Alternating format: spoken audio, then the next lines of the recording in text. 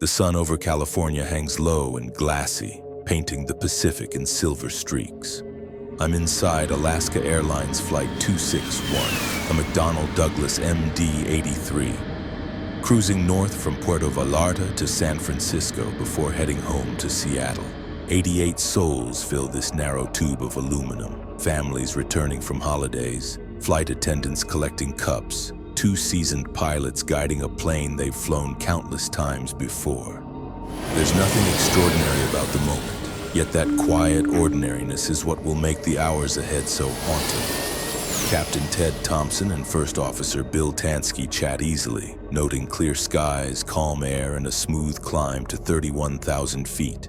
At this altitude, the world looks weightless, indifferent. Passengers drift between books and naps, confident in the reliability of machines that cross continents daily. But machines remember every shortcut, every postponed service interval. In the tail of this MD-83, hidden behind inspection panels, the horizontal stabilizer's trim mechanism, the jackscrew assembly, has not been lubricated properly for months. The threads of its Acme nut, once shining with protective grease, are now dry, abraded, their integrity thinning molecule by molecule. No one on board can sense this slow corrosion, the way metal fatigue creeps like rust beneath paint. Yet when the first signs come, they will be subtle, a tremor, a sound barely louder than the clink of ice in a plastic cup. The cockpit's instruments will show nothing out of the ordinary, until they do. The irony of aviation is that safety is built on precision, and precision is unforgiving. In a few minutes, this tranquil West Coast cruise will become a live experiment in what happens when faith in maintenance outruns mechanical truth. It starts as a faint tremor underfoot, barely perceptible, like a ripple of turbulence that never fully fades. Captain Thompson feels it first through the yoke, a slight resistance when trimming the nose. "Feels heavy," he mutters. Tansky tests the trim switch. The aircraft's pitch responds sluggishly. The trim motor whines, a mechanical groan that sounds off-key. It's the kind of noise that makes every pilot glance at the ceiling instinctively, as though the sound itself might reveal its origin. They check the gauges. No warnings, no alerts. Everything looks normal. Yet the feel of the aircraft tells another story. "Stabilizer trim problem," Tansky notes calmly, almost routine. The pilots discuss possible causes. Frozen actuator, faulty switch. But they keep the situation under quiet control. They've both handled odd trim issues before. Nothing suggests disaster. Passengers, meanwhile, remain unaware. A few glance up as the plane dips slightly, then steadies again. The attendants continue service, though one of them senses tension in the cockpit tone over the interphone. "They're working on something," she whispers half to herself. At 29,000 feet, the first officer toggles the trim again. The noise grows metallic, grinding as though gears are chewing on grit. The jackscrew's Acme nut is shedding its threads, microscopic curls of aluminum falling away with each movement. What was once a precision interface is now a dying hinge, slipping toward failure. Thompson calls maintenance control over the radio, reporting intermittent stiffness in the stabilizer. "We'll handle it en route," comes the reply. The MD-83 continues northward, serene from the outside, but inside its tail, forces are misaligning. Torque meeting friction, steel scraping dry aluminum. In aviation, early warnings often sound mundane. A noise, a feel, a whisper through the control column that something deeper is unraveling. Flight 261 is still flying straight and true, but the stabilizer has begun writing its own ending in unseen grooves of metal. The cockpit grows quieter except for the hum of systems and the steady breathing through the microphones. Captain Thompson keeps his tone even. "Let's see what she wants to do," he says, trimming gently. The aircraft suddenly pitches nose down, subtle at first, then steadier. He counters with back pressure. Feels like it's running away. "Stabilizer jammed?" Tansky asks, reaching for the circuit breakers. The sound of grinding metal returns louder now, resonant, as though something deep in the tail has woken up angry. "Alaska 261, say your intentions," Thompson answers calmly. "We're having a flight control problem. We're troubleshooting it here. We'd like to stay at altitude for now." His voice doesn't crack, not even slightly. To the untrained ear, nothing sounds wrong. But inside the cockpit, every second is measured. Thompson calls for the checklist, scanning procedures for a horizontal stabilizer jam. They try the trim switches again, both manual and autopilot input. The response is erratic. The nose dips slightly, the plane rocks. A few passengers glance up, startled. Coffee sloshes. The captain disengages autopilot and feels the weight of the yoke. Stiff, almost locked. "We can't hold trim," he mutters. The elevator still responds, but the stabilizer feels dead. They discuss descending to troubleshoot at a lower altitude, and the first officer radios. "Request block altitude 261 between 22,000 and 31,000 approved," replies ATC. In the cabin, tension ripples. A flight attendant leans into a galley phone, murmuring to the cockpit. Passengers exchange glances but stay seated.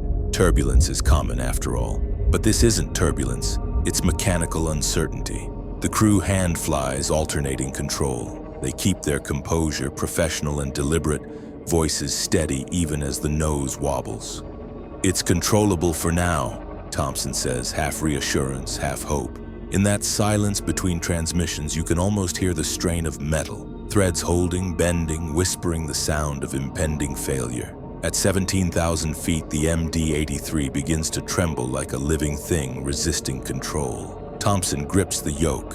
Tansky works the trim manually. "We're trying to get the stabilizer back," he radios. "It's jammed in full nose-down trim."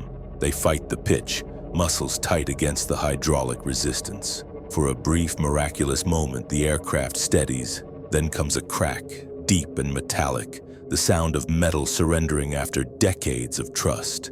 The Acme nut threads finally shear off. The jackscrew, no longer constrained, spins freely. The stabilizer drives itself nose down with brutal force, transforming the MD-83 into a 37-ton diving blade. Thompson shouts, "Pull! Pull!" The control columns hit their stops. The aircraft drops into a near-vertical plunge, wings flexing violently, engines screaming. Loose items launch through the cabin. Oxygen masks whip out like streamers. Gravity shifts.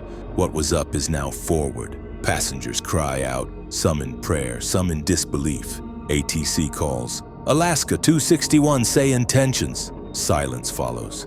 Then faint through static. "We're in a dive here." Thompson's voice strains with effort. "We're trying to pull out." The plane's speed crosses 340 knots. They fight to recover. Throttles back, elevator full aft. Against impossible odds, the MD-83 noses up.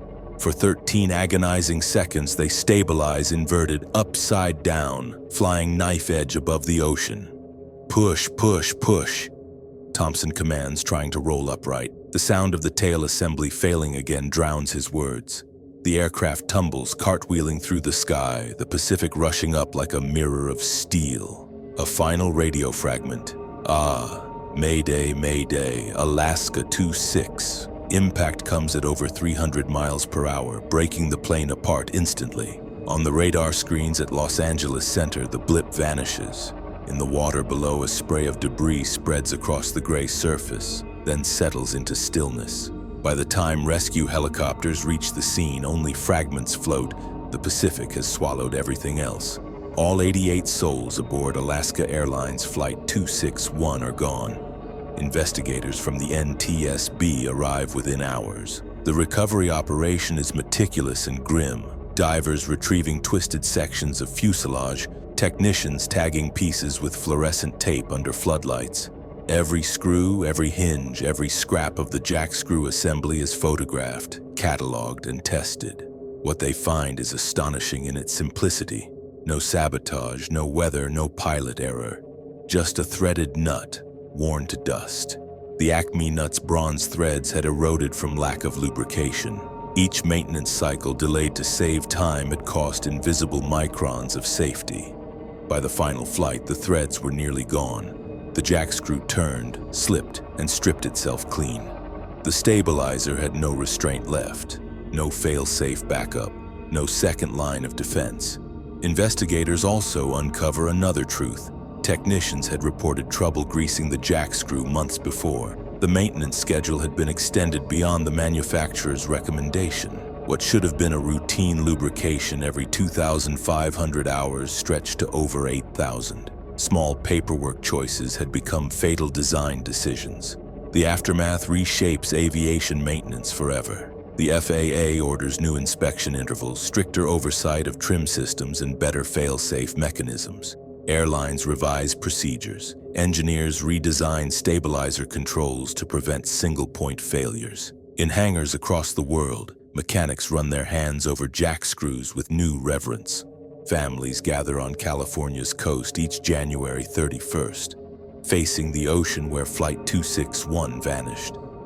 There are no survivors to speak, but their absence has a voice, a warning carried in the wind, that safety is not built in the sky, but on the ground, in every turn of a wrench and every line of a logbook.